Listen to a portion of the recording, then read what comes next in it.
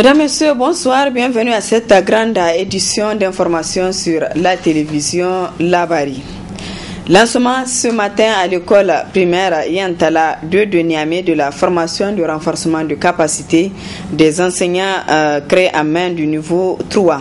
Ils sont plus de 8000 enseignants contractuels à suivre cette formation qui durera 30 jours. Le compte rendu de Nafissa Yahya et Abdel Nasser Seydou. Après avoir été évalués le 15 et 16 juillet dernier, ces enseignants contractuels ayant obtenu des notes comprises entre 4 et 10 sur 20 seront de nouveau formés. Ils sont plus de 8000 enseignants créés en main du niveau 3 sur l'ensemble du pays, dont 600 à Niamey qui sont concernés pour cette formation qui a débuté ce jeudi. La formation débute aujourd'hui sur l'ensemble du territoire. C'est une formation de 30 jours. Au sortir de cette formation, nous allons faire un petit contrôle de niveau et ils seront tous reversés dans le système éducatif, si tant est qu'ils ont la moyenne. Concernant 2 matières, les français et les mathématiques. Il n'y a pas de pédagogie. La pédagogie, c'est au cours de la formation continue, donc au cours de l'année. Mais pour l'instant, c'est une formation académique, puisque l'évaluation elle-même elle a été faite sur des connaissances académiques, c'est-à-dire que nous leur avons demandé des questions, nous leur avons posé des questions en français et en mathématiques, c'était pour voir et renforcer cette capacité-là. Problème d'information, puisque regardez ce matin, on m'a dit que c'est un centre qui doit regrouper 600, et sur les 600, on m'a dit qu'il y a 17 absents. Et les 17 absents, je suis convaincu que certainement ils sont en cours de route ou ils ont voyagé comme nous sommes en période de vacances, et que peut-être avant la fin de la formation ou la fin de la semaine, ils seront là. S'ils ne viennent pas, nous considérons qu'ils ont démissionné, c'est tout. Occasion pour le ministre de l'enseignement primaire d'exprimer ses attentes à l'endroit de ses enseignants. Je suis satisfait d'abord qu'ils soient là, ces enseignants. Ça veut dire qu'ils croient en leur métier. Et puisqu'ils croient en leur métier, je suis convaincu qu'ils seront assidus et qu'au sortir de cette formation aux environs du 20 octobre, je viendrai pour essayer de voir avec eux, de tester leur niveau. Et je suis convaincu qu'on aura des enseignants de qualité. Et la joie pour moi, c'est qu'au sortir de cette formation, je suis convaincu que je n'ai plus de problème par rapport au niveau de mes enseignants. Au moins, c'est des problèmes académiques. Je pourrais dire qu'au moins, sur le plan académique, je n'ai pas de difficultés d'enseignants. Peut-être sur le plan pédagogique, peut-être, oui. Mais au moins, on a des enseignants qui sont susceptibles de tenir une classe. Parce que jusque-là, on doutait sur les connaissances académiques de nos enseignants. Aujourd'hui, ça va, on est satisfait. Cette formation qui durera 30 jours permettra de renforcer la capacité de ces enseignants. Le ministre les a enfin exhortés à une assiduité totale pour un enseignement de qualité au Niger. Il est de plus en plus boudé par les panafricanistes sur le franc CFA, une monnaie instituée dans les pays africains, contrôlée par la France pour faciliter le commerce et les échanges monétaires. Pour certains, cette monnaie constitue un frein au développement de l'Afrique. Le reportage est de Ismaël Moumouni et Sadoudoui. Moyen de domination, le franc CFA constitue un véritable handicap qui freine le développement des pays de la zone franc, comme le pensent les panafricanistes, particulièrement ceux de la CEDEAO. Avis partagé par le vice-président de l'Union panafricaine de la jeunesse au titre de l'Afrique de l'Ouest. Il faudrait que les pays de l'UEMOA qui ont un PIB important puissent accepter, notamment la Côte d'Ivoire et le Sénégal. D'autres pays en Afrique ont essayé d'avoir leur propre monnaie. Les conséquences sont là aujourd'hui. Donc il ne s'agira pas de quitter le franc CFA, mais il s'agit de réfléchir pour que tout le monde puisse faire un mouvement d'ensemble. Vous conviendrez avec moi que si les 15 pays de la CEDEAO aujourd'hui, plus le Maroc qui va se joindre à eux, décideront d'avoir une monnaie unique, je vous assure que ça va marcher. Et pour la jeunesse, c'est son avenir qui est hypothéqué. Les anciens, ils ont fait un combat pour l'indépendance entre griffes, mais il faudrait que nous fassions aussi ce combat pour notre économie. C'est un combat économique qu'il faut faire et à travers ça, il faut que nous ayons notre propre monnaie. La France est en train de nous gruger Il n'y a pas de débat, cela ne souffre d'aucune ambiguïté, mais il faut que la jeunesse africaine et le politique africain puissent s'organiser pour dire au revoir aux francs CFA, plus jamais aux francs CFA. Alio Oumoro estime que la jeunesse dispose des moyens pour faire fléchir les dirigeants africains qui défendent l'intérêt du colonisateur. C'est la pression. Il faut que la jeunesse mette la pression sur nos chefs d'État et de gouvernement. 75% de la population de l'espace CEDEAO est jeune. Vous conviendrez avec moi, lorsque cette population va occuper les rues pendant une semaine, 2 semaines, 1 mois, une année, je vous assure que les gens vont fléchir. Il ne s'agit pas de brûler, ne brûlons rien parce que nous sommes déjà en retard. Mais occuper les pavés, je vous assure qu'ils vont fléchir. Et les Occidentaux, notamment les Français qui profitent de cette monnaie, il faut le dire, vont tout faire pour dissuader nos chefs d'État. Un pays qui n'exporte pas avec une monnaie, vous allez souffrir. Donc c'est en union qu'on peut en tout cas gagner ce combat. Dans tous les cas, si les gens ont peur de la mort, ils vont mourir. Si les gens ont peur de finir leur mandat, ils vont finir leur mandat. Si les gens ont peur de perdre le pouvoir, ils vont perdre le pouvoir. Donc l'essentiel, c'est de mener un combat conséquent qui va vous permettre de faire inscrire votre nom sur les lettres d'or de l'histoire africaine. À travers le pacte colonial, plusieurs pays africains, parmi lesquels figure le Niger, versent 85% de leurs réserves à la Banque centrale française en guise d'impôt colonial afin de profiter de la protection du colonisateur. À bas le nazisme monétaire. Vive l'Afrique unie et souveraine. Vive l'Afrique où la mort nous vaincrons. Notre stagiaire de l'IFTIC Yahavurtani native s'est intéressée à l'abondance des fruits dans la capitale Niamey. On en trouve toutes sortes de fruits qui sont nécessaires pour l'organisme. Le reportage. C'est leur printemps. Ces fruits de toutes sortes inondent en ce moment les marchés de Niamey et autres points de vente. Vendus en kilos ou en détail, ces fruits dont la consommation est appréciée par les adultes ainsi que les enfants ont des apports nutritifs considérables pour l'organisme. Nous les mangeons parce que ce sont des denrées nouvelles et qui sont bonnes et appétissantes. Même les hommes et les enfants en mangent aussi. Nous l'achetons à 200 francs l'unité et à 500 francs les trois. Ces fruits, en provenance des pays voisins, se vendent un peu cher. Cette cherté s'explique par les conditions dans lesquelles ces fruits sont importés. C'est au marché Yamayi que nous les prenons en provenance du Burkina voisin. Car ici au Niger, nous ne produisons pas ça quantitativement. Nous sommes obligés de les revendre cher à cause de la distance pour les acheminer ici et parce que nous les prenons aussi cher. Nous prenons ces fruits à Katako pendant leur période auprès de nos commerçants grossistes que nous revendons à 500 francs le kilo de l'orange et 700 francs celui de la banane qui nous provient du Nigeria. Nous revendons ces fruits en fonction du prix que nous les achetons aussi. La vente des fruits s'exerce depuis des lustres.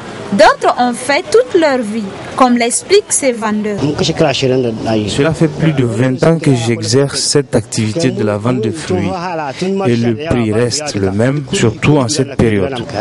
La consommation des fruits est une bonne chose pour la santé, mais les règles d'hygiène ne sont pas à négliger.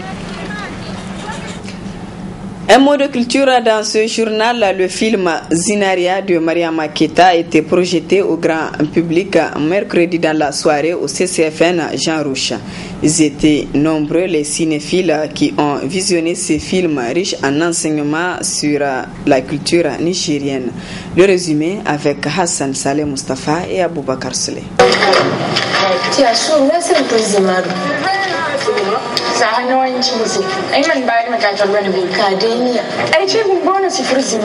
C'est dans une salle archi-comble que Zinaria, le nouveau film de la réalisatrice nigérienne Ramotou Keita, a été projeté. Un film qui parle des faits de société nigérienne produit malgré quelques difficultés. C'est une histoire d'amour, Peul. Un pays Hausa du point de vue sans rail. Voilà, tout y est. Donc c'est pour dire que j'ai mis plusieurs cultures ensemble et Et voilà. Et puis les cultures qui m'ont nourri et que je voulais raconter les codes, les symboles, cette recherche permanente d'harmonie que moi j'ai vue autour de moi dans mes familles, le sens du dialogue, de la négociation, toujours négocier quelque chose, le moindre truc, c'est des réunions, enfin j'aime beaucoup ça et puis j'ai voulu le partager avec le monde. Le temps de tournage, je voulais tourner une quinzaine de semaines, donc 3-4 mois, mais j'ai pu tourner que 3 semaines et demie parce que j'avais pas les moyens et ça on était morts. Zinaria, un film tourné en langue nationale du Niger, apprécié par tous ceux qui ont fait le déplacement du CCFN. C'est l'une des plus belles expériences de ma vie. J'ai vu, par exemple, le décorateur créer un faux mur sur place, un faux mur qui ressemble textuellement à un mur. J'étais bluffée. Transformer une chambre moderne en une chambre du 19e siècle, c'était incroyable. Je me suis fait vraiment de nouveaux amis. J'ai rencontré des gens vraiment expérimentés dans le cinéma, des caméramans et des grands réalisateurs qui assistaient la réalisatrice Ramatou Keita. C'est vraiment une très belle expérience. Dans ce film, on retrouve tout. Et il m'arrive souvent de dire qu'on est en train de tout perdre chez nous. Et c'est qu'on a comme manière, des valeurs, des habitudes et tout ça. Et c'est vrai. Mais quand on regarde ce film, on retrouve ses valeurs. Permettez-moi de dire qu'elle s'est amusée à débloquer tout et à tout essayer. Je trouve que c'est un cocktail de culture. Parce que moi je suis nigérien, je retrouve toutes les langues et c'est formidable. Et c'est en langue 100%. Ça, je trouve que c'est à féliciter vraiment. J'ai trouvé ce film-là magnifique. Moi, j'ai vu dans ce film-là quand même l'effort qui a été fait sur le plan vraiment des images. Le son est impeccable et surtout les silences ont été respectés. Vous avez vu des scènes où on ne dit rien pendant un certain nombre de secondes. Et c'est ça qui fait le film. Ça permet de respirer. Moi, je crois que c'est ça qui nous manque ici et je crois que je l'ai retrouvé ici. Les responsables du centre culturel franco-nigérien CCFN Jean Rouge réaffirment leur engagement à continuer à soutenir les acteurs. Nous voulons poursuivre cet élan en faveur du cinéma nigérien, donc d'où cette soirée et d'autres à venir, je l'espère. Vous avez été partenaire de ce film, vous comptez l'être pour les prochains? Alors on a été partenaire pour l'organisation de cette première à Niamey, de manière à lui donner toute la force nécessaire. Mais sur la production, cela va de soi, la réalisatrice Ramatou Keita a réuni des soutiens, dont celui de la République du Niger, bien plus important financièrement. Nous venons juste pour attirer l'attention du grand public dans un rôle un peu de mise en lumière. Le film Zinaria était prévu pour tourner entre 3 à 4 mois, mais faute de moyens, il a été tourné en moins d'un mois. C'est dire que les réalisateurs nigériens ont des idées et la volonté de bien faire. Ils ont besoin seulement d'être soutenus.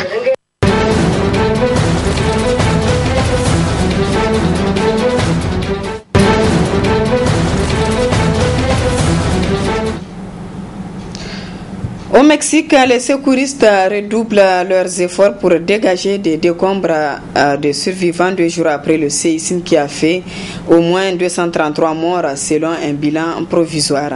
De recherche se concentre particulièrement à l'endroit où une école s'est écroulée. Ce relais pour fouiller les décombres de ce qui était une école. Point levé, c'est le signal qu'il faut se taire pour écouter les survivants. Il y a quelques heures, les secouristes ont réussi à entrer en contact avec une jeune fille, prisonnière du béton avec 2 autres élèves. L'enfant ne peut pas dire si eux sont encore en vie. Depuis, les secours tentent par tous les moyens de les libérer. Un bénévole a réussi à entrer dans un passage étroit. Grâce à lui, la jeune fille a reçu de l'eau et de l'oxygène. Mais l'opération de sauvetage est compliquée. Pour ne pas provoquer d'effondrement, les secouristes progressent très lentement et tentent d'ériger des échafaudages avec ces morceaux de bois. Le temps presse, l'adolescente se dit très fatiguée. Un peu plus tôt, les secouristes avaient extrait 3 corps des décombres. Au moins 21 élèves et 5 adultes sont morts dans l'effondrement de l'école. 11 enfants et une maîtresse ont pu être sortis vivants. Une trentaine d'enfants restent portés disparus. Et pour eux, il y a urgence. Les experts estiment qu'au bout de 72 heures, L'espoir de retrouver les survivants est presque nul. L'ouragan Maria continue sa trajectoire dévastatrice jusqu'au nord de la République dominicaine. Il a ravagé Porto Rico et la Guadeloupe. Le bilan est de 17 morts à Porto Rico. L'île est entièrement privée d'électricité et les dégâts matériels sont considérables. C'est la tempête la plus dévastatrice à frapper l'île en presque 90 ans. L'ouragan Maria a causé de nombreux dégâts à Porto Rico.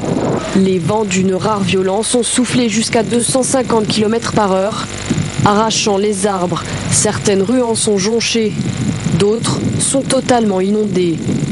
Le toit de cette maison n'a pas résisté aux rafales. L'île de Porto Rico est ce jeudi totalement privée d'électricité. C'est clairement la pire expérience d'ouragan que j'ai eue. Nous vivons à Porto Rico depuis 30 ans, donc on en a connu certains, mais aucun n'était aussi intense que celui-ci.